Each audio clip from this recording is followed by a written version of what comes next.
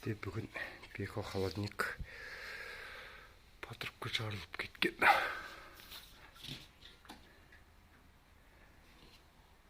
Бастап салып жатырмыз.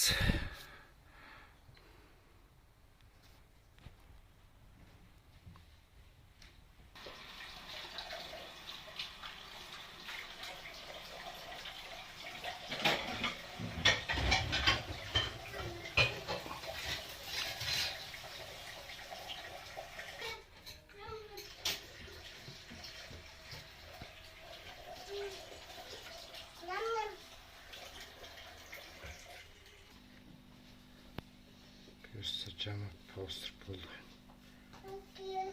Bozduğunu sordurup atırımız. Потом фреон жібереміз.